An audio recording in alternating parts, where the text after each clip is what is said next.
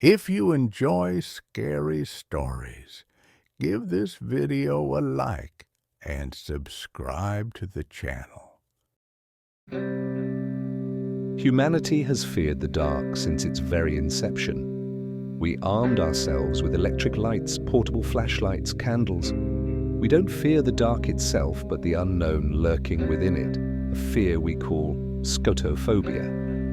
Yet deep within each of us there still resides our distant ancestor, huddled in terror by a cave fire, anxiously awaiting the salvation of dawn. They come at night.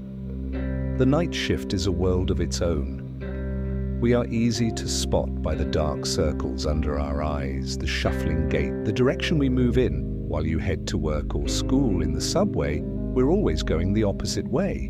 Night work is a harsh test for the body. If you doubt it, you can look it up in any medical encyclopedia to see the consequences of such a disruption to biorhythms: sleep disorders, loss of muscle tone, weight gain, hormonal imbalance, cognitive decline, an overall breakdown of the body. By the laws of most countries, we are supposed to receive extra pay for the harm it causes, a measly 5%, sometimes more, sometimes less. But really, who needs us? Night workers in hotels, fast food joints, the subway, janitors, salespeople, police officers, dispatchers, security guards, phone operators, and so many others. Who needs us? After all, we serve only ourselves. Can't the streets and stations be cleaned early in the morning? Of course they can, but then you'd see that the contents of the trash bags move, that the dirty water in buckets sometimes has a reddish tint, that there are certain items janitors wouldn't dare pick up, even with gloves.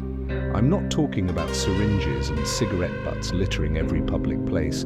I mean strange little boxes, tarnished silver jewelry, coats with blood-soaked linings, documents lost by unlucky owners, or perhaps all that remains of them. Wallets, their shiny sides bulging, whispering temptingly in your ear, "Take me!" Notes with cryptic content pasted on walls. They have it easy. I work in a hostel. My job is to keep out those who come at night. No, not prostitutes or drug addicts, not thieves or hooligans. You'll understand what I mean when you see the nocturnal wanderers. They come in different guises, seductive beauties who lean over the counter, pressing their ample chests, asking in a husky half-whisper if I'd let them stay the night. Shabby, ageless drifters inquiring about vacancies. Young men pretending to be partygoers caught out late. Groups of Asians loaded with outdated gadgets and backpacks as big as themselves. Teenagers trying to sneak in through the main door with others. No one gets past me.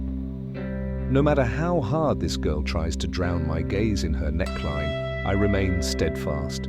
Don't wave fake reservation printouts in my face. I know they're forged. Don't sigh or clutch your chest, pretending to be tired. I know you've just woken up, and that you don't have a heart. I recognize them in any disguise. The empty, dead stare directed into the abyss within them. The hands trembling with impatience, the animalistic features peeking through their human facade. The stench of decay from their gaping mouths betrays their true nature. Without an invitation, they are nothing. And they won't get one from me.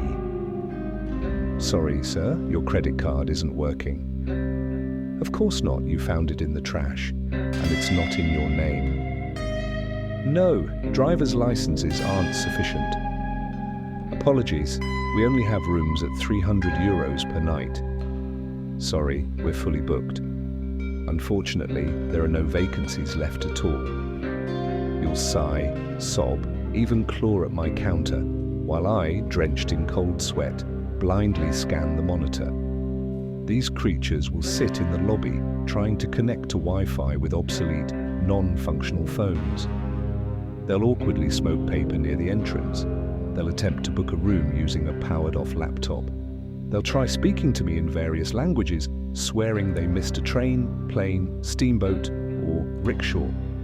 I'll politely apologize, saying I can't help. Sometimes they find a way in. A naive young girl, charmed by a handsome foreign student who crawled out from under the nearest bridge. A cheerful tourist, blinded by lust, dragging to his room a model-like girl born from his own shadow, and a metro ad. Two friends meeting in a bar. One complains he has nowhere to stay.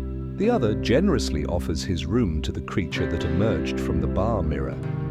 Such cases are preordained. There's nothing we can do. The invitation has been granted. Even if we stop them at the door, they'll still reach the room. By morning, the maid will add the unfortunate tourist's remains to our collection of forgotten belongings.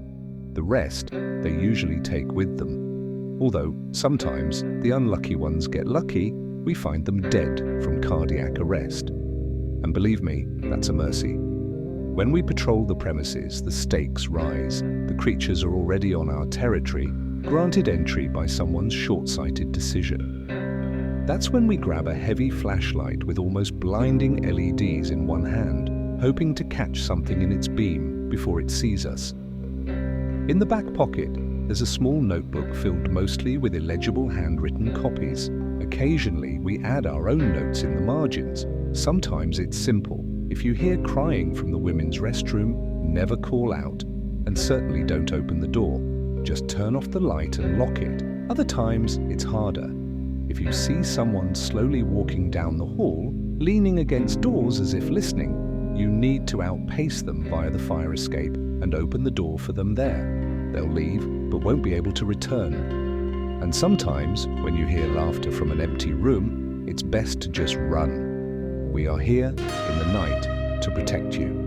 We stop the swings that rock on their own in the yard. We turn away those who knock on doors begging to be let in. We delete the mind-stealing video from the internet. We destroy the life-taking videotape. We return the strangely behaving pet to its grave. We won't let a sound with no source be born. We check that the doors leading to nowhere are locked. But, the price we pay for your safety is too high. We're tired. We're sick of working nights. And what will you do when there's no one left to guard your sleep? Who will take the night shift from me?